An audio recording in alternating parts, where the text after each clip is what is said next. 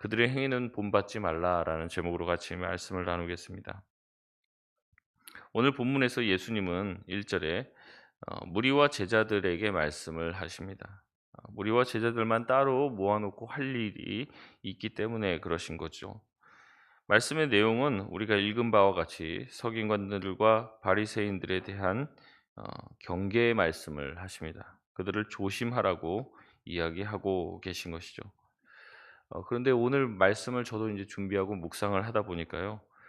마치 저한테 얘기하는 것 같은 그런 느낌이 많이 들었고, 오늘 본문은 특별히 저와 같은 목회자를 향해서 하시는 말씀이 아닌가 하는 생각이 더 많이 들었습니다. 그래서 굉장히 불편했는데 여러분도 그와 같은 느낌을 받으실지도 모르겠습니다. 하지만 예수님께서 우리에게 하시는 말씀임을 알고 오늘 결론에 나와 있는 것처럼 우리가 더 낮아지고 섬기는 자가 되는 귀한 은혜가 있으실 줄 믿습니다. 예수님은 2절에 서기관들과 바리새인들이 모세의 자리에 앉아 있다라고 말씀을 하십니다. 당시 회당에는요, 앞자리에 누구나 보이는 높은 위치에 에, 자리가 따로 마련이 되어 있었습니다. 그 자리는 모세의 자리라고 칭해졌는데, 그 자리에 이 서기관들과 바리새인들이 늘 앉았다는 거죠. 회당에 모이면은 회당에서는 특별히 예배를 드리지는 않았지만 말씀이 선포되고 말씀을 해석하는 일들이 있었습니다. 대부분의 그런 해석과 그런 일들은 서기관들과 바리새인들이 그 역할을 했습니다. 그 당시에는 뭐 성경을 누구나 다 들고 읽을 수 있는 것이 아니었기 때문에 그 회당장이 아마 부자인 경우가 많습니다. 그래서 그가 소유하고 있는 아주 비싼 두루마리로 된 성경을 각자가 펴서 읽었던 거죠. 그래서 이 성경의 내용들을 백성들에게 읽어주고 선포하는 일들을 이 서기관과 바리새인들이 했습니다. 그렇기 때문에 이 서기관들과 바리새인들이 모세의 자리에 앉았다는 얘기는 다 나쁜 얘기를 하는 건 아닙니다. 긍정적인 의미가 분명히 있습니다. 이 서기관과 바리새인들이 백성들에게 하나님의 말씀을 가르치고 또 전하는 충성스러운 역할을 감당했다고 예수님은 말씀을 하는 것이죠. 그러나 또 부정적인 부분으로 보면 그들은 높은 곳에 올라가 앉아 가르치기만 했지 그 말씀대로 살지는 못했다는 것을 예수님이 돌려서 말하는 것이기도 합니다. 그래서 예수님은 3절에 우선은 먼저 그들의 역할을 인정해 주십니다. 무엇이라고 얘기합니까? 무엇이든지 그들이 말하는 바는 행하고 지키라고 얘기하는 거죠. 입은 삐뚤어졌어도 말은 바로 하라고 얘기하는 거죠. 예. 개가 자기 이제 꽃게 그런 개 옆으로 가는 개가 자기 자식한테는 이제 바로 "너는 걸어라. 난 옆으로 걷지만." 이제 그런 얘기를 하면은 그 말은 들어야 된다는 겁니다.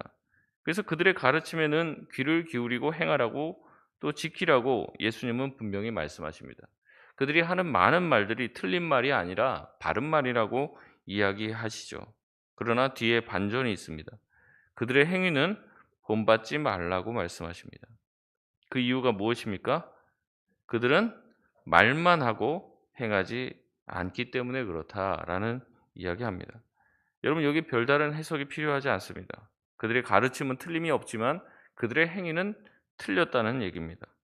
그 이유는 말만 하고 행하지 않았다고 하기 때문에 그렇죠. 마치 앞서서 예수님이 비유하신 두 아들의 비유와 비슷한 내용으로 영상이 됩니다. 두 아들에게 첫째 아들에게 얘기하죠. "가서 밭 좀 매라." "네." 하고 가지 않습니다. 둘째 아들에게 "밭 좀 매라."고 얘기하니까 "아니요."라고 했지만 후에 후회하고 '아버지 말씀을 들어야지.' 하고 가서 밭을 맨 것이죠. 마치 이 첫째 아들과 같은 모습입니다. "네라고 대답하고 바르게 알고 있지만 그렇게 행하지 않는 모습을 예수님은 비판하시는 것이고 경계하라고 이야기하십니다. 특별히 바리새인들과 이 서기관들이 어떠한 그릇된 행위를 했는지 예수님은 4절에서 10절까지의 말씀을 통해 상세하게 말씀을 하고 계십니다. 우리 4절 말씀 같이 한번 읽어보겠습니다. 4절입니다. 시작. "또 무거운 짐을 묶어 사람의 어깨에 지우되 자기는 이것을 한 손가락으로도 움직이려 하지 아니하며." 바리새인들은 모세 오경의 내용들을 쭉 연구를 했어요. 그래서 보니까 여기에 보니까 613가지의 계명이 있음을 알게 됐습니다. 계명은 크게 두 가지로 나누는데요. 이제 하라라고 하는 이제 무엇무엇대로 하라라는 긍정의 명령이 248 가지, 하지 말라라고 하는 부분이 365 가지가 있습니다. 이거를 다 오경에 나와 있는 주님께서 이렇게 하라, 또 하지 말라 이 내용들을 쭉 분석을 하는 거예요. 그래서 이 613 가지의 계명을 지키기 위해서 이 계명을 지키기 위해서 뭘 해야 될지 세부 항목을 달았습니다. 그래서 2,000 가지가 넘는 항목들을 가지고 있었고요. 이 의식의 요건을 아주 세밀하게 정하고 준수함으로써 정결에 대한 완전함을 추구한 사람들이 바리새인들입니다. 그러다 보니까 이런 항목들을 지키지 않는 사람들에 비해서 자기들은 하나라도 더 지키려고 노력을 했고, 더 많이 지키는 것이 더 거룩하고 완전하고 영적으로 우월한 것이라고 생각했기 때문에 그렇게 항목들을 계속 만들어내고, 또한 그것을 지키면서 자랑하고, 그렇지 못한 사람들을 정죄하는 것이 바리새인들의 모습이었습니다. 실제로 자신들은 지키지도 않으면서 계율을 어기는 사람들을 정죄함으로 자신들이 영적으로 탁월하고 우월하다는 것을 자랑했다는 거죠. 예수님은 이것을 무거운 짐을 사람들에게 지우는 것으로 표현했습니다. 그럼에도 자기는 실천을 하지 않기 때문에 한 손가락으로도 자기들은 움직이지 않으려 한다라고 지적을 하며 이것이 그들의 큰 문제였다라고 이야기를 하십니다. 예수님은 먼저 그들이 말씀은 잘 알고 말씀을 잘 가르친다라고 칭찬하셨습니다. 오히려 너희들도 그들의 말을 듣고는 그들의 말대로 지키고 행하라고 말씀하시죠. 하지만 그들의 삶의 모습이 가르치는 것과는 다르니 그들처럼 행동하지는 말라고 말씀하십니다. 바리새인들은 또 어떤 모습을 가지고 있습니까? 크게 세 가지 모습인데요. 첫 번째 모습은 5절에 나오는데, 경문띠를 넓게 하고 옷수를 길게 늘어뜨려 입고 다닌다라고 이야기하고 있죠.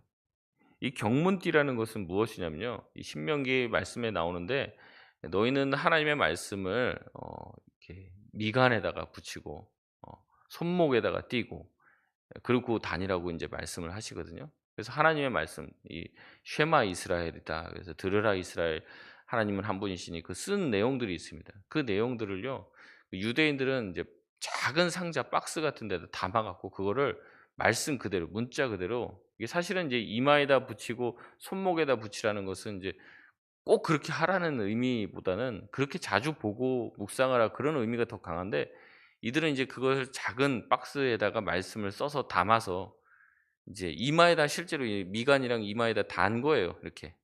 그다음에 손목에다 달았습니다. 근데 이게 달면 잘 안 보이잖아요. 그러니까 띠를 두껍게 갖고 예. 그래서 자기가 이거 지금 말씀대로 행하고 있다는 것을 티를 냈다는 거죠.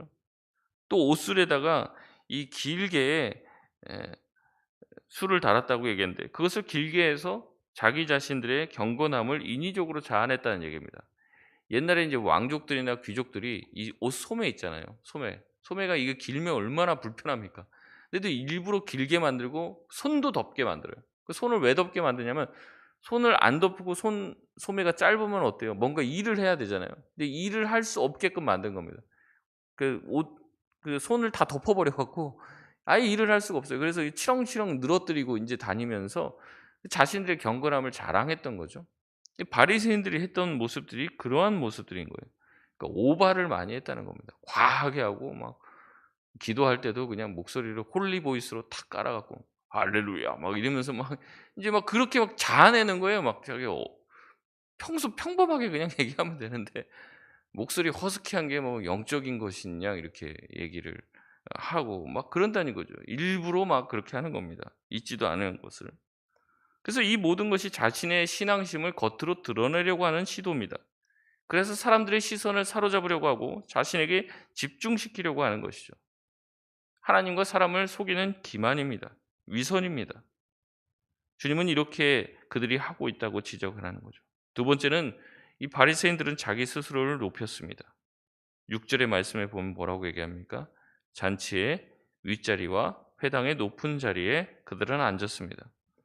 항상 이들이 그런 자리를 요구했기 때문에 잔치와 회당의 자리에서는 그들의 앉을 만한 자리를 미리미리 회당장과 잔치의 주인들이 구별을 해놨습니다.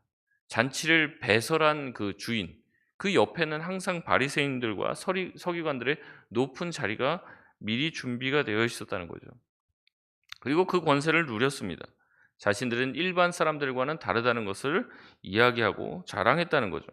높은 자리에 앉아서 낮은 자리에 앉아 있는 사람들과 자신이 다르다는 것을 이야기했습니다. 세 번째, 바리새인들은 사람들에게 문안받는 것과 랍비라 칭함받는 것을 좋아했다고 말합니다. 7절에서 10절까지의 내용인데요. 여기서 말하는 문안은 그냥 안녕하세요라고 하는 그런 문안이 아닙니다. 일종의 존중과 공경의 표현을 담은 의례와 같은 것이었죠. 마치 조선시대에 높으신 지체에 있는 사람이 가마를 타고 지나가면 평민들과 나머지 사람들이 지나가면 고개를 숙이거나 엎드리고 예를 표하는 것처럼, 지나갈 때마다 랍비들은 이 바리새인들은 사람들이 자신을 알아봐 주고 자신들을 랍비라 부르는 것을 좋아했던 사람들입니다. 이 탈무드에 보면은 랍비는 부모보다 더 존경받아야 할 유일한 대상이다라고 기록이 되어 있습니다. 그래서 랍비라 불러주는 것을 좋아했어요. 그런데 예수님은 그 이야기를 하면서 8절에 뭐라고 얘기합니까? 너희는 랍비라 칭함을 받지 말라라고 얘기합니다. 선생은 하나요, 너희는 다 형제라고 단호하게 말씀하십니다. 또한 아버지라 칭함 받지도 말라고 하십니다. 바리새인들은 자신들이 백성의 영적 아버지라고 생각했습니다. 그래서 아버지라고 스스로 자처하고 아버지라고 불러주기를 기대했던 거죠. 그러나 예수님은 아버지 또한 한 분이시니 하늘에 계신 하나님이시다라고 말씀하시며 아버지라 칭함 받지 말라고 또한 말씀하십니다. 예수님은 또한 지도자라 칭함 받지도 말라고 말씀하시죠. 너희의 지도자는 한 분 그리스도이시기 때문에 지도자라고 칭함 받지 말라고 또한 강하게 명령하십니다. 랍비, 아버지, 지도자. 이 칭호는요, 바리새인들과 서기관들이 평소에 자기들을 불러주길 원하는 칭호였습니다. 호칭이었다는 말이죠. 그리고 그 호칭이 그들을 특권층으로 만들었고 고위층으로 만들었습니다. 그 호칭으로 불려지는 것 자체가 자신이 대단한 사람임을 나타내고 증명하는 그런 이, 이 그런 장치가 되었던 거죠. 여러분, 우리 교계에도 얼마나 많은 호칭이 있는지 모릅니다. 감투가 많아요. 감투가 다 한 자리씩 하고 있습니다. 그래서 그 한 자리씩 다 내줘야 하는 거죠. 그것이 없다면 굉장히 불편하게 생각하고 자신을 무시한다고 생각을 합니다. 제가 이 말씀 어떻게 전할까 고민하다가 잘못하면 큰일 날 수도 있겠다. 최대한 돌려서 얘기하겠습니다. 목사님이면 목사님인데, 그냥 목사면 목사인데 그 직함을, 자기의 특별한 직함을 인정해 주기를 바라는 거죠. 그래서 목사님이라고 부르면 싫어합니다. 박사라고 부르면 박사라고 불러요. 김 박사, 박 박사라고 불러줘야 된다고 그렇게 얘기하세요. 그냥 목사님이라고 하면 되는데 교수라고 꼭 불러줘야 됩니다.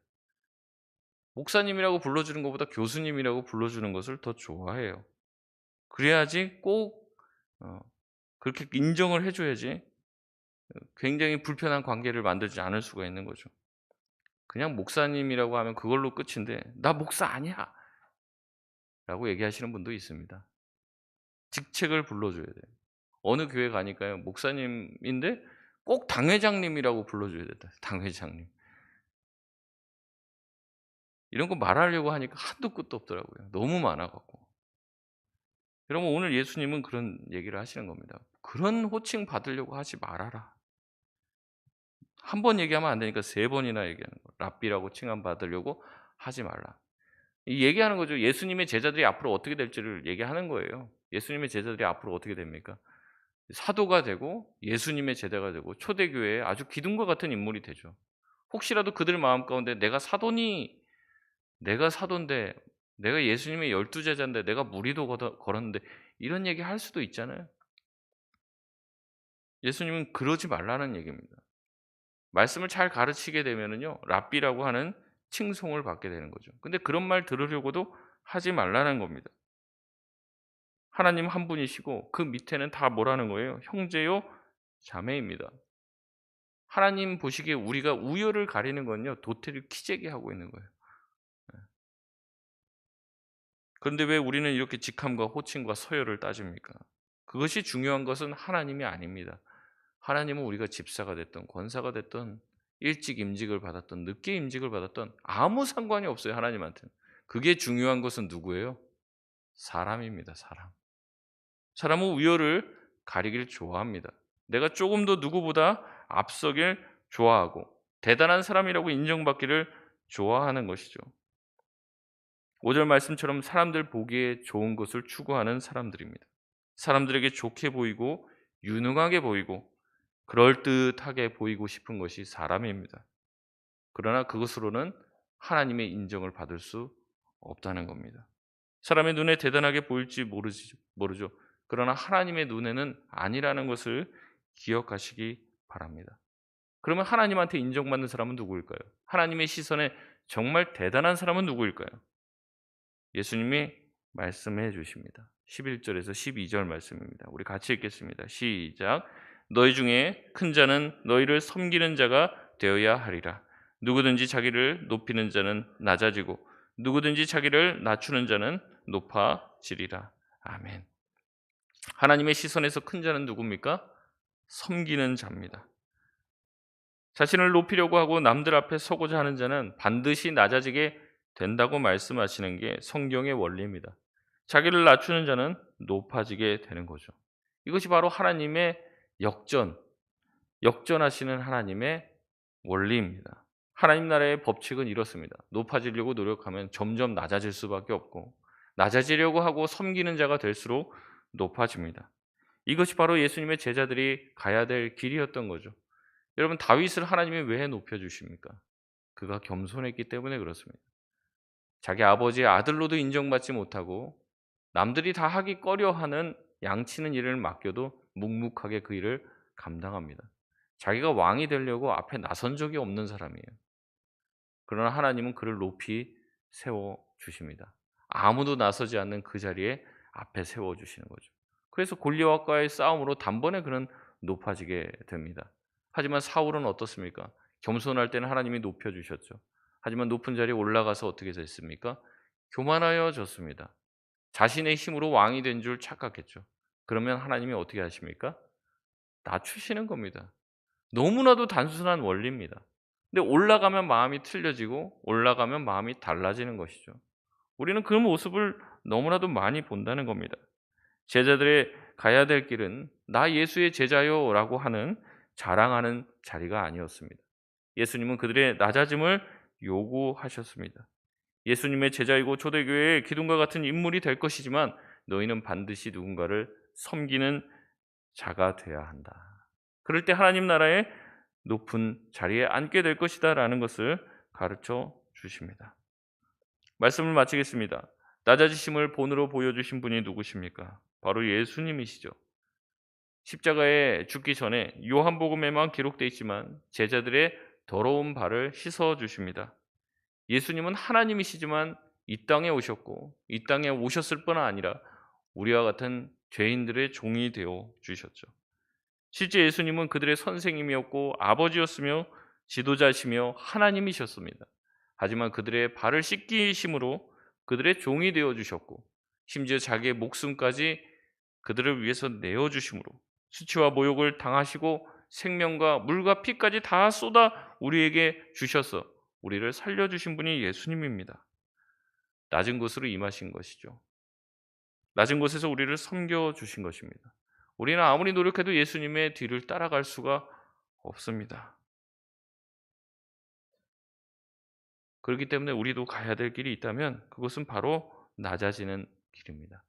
우리가 뭔가를 배우고 뭔가를 깨달아 높아지려고 한다면 반드시 낮아지게 된다는 것을 기억하시기 바랍니다.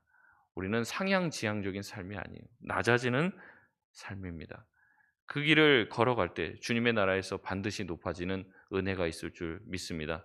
주님의 시선에 주님이 보시기에 높은 사람, 큰 사람으로 인정받을 수 있는 우리 송파동교회 모든 성도들 되시길 주의 이름으로 소원합니다.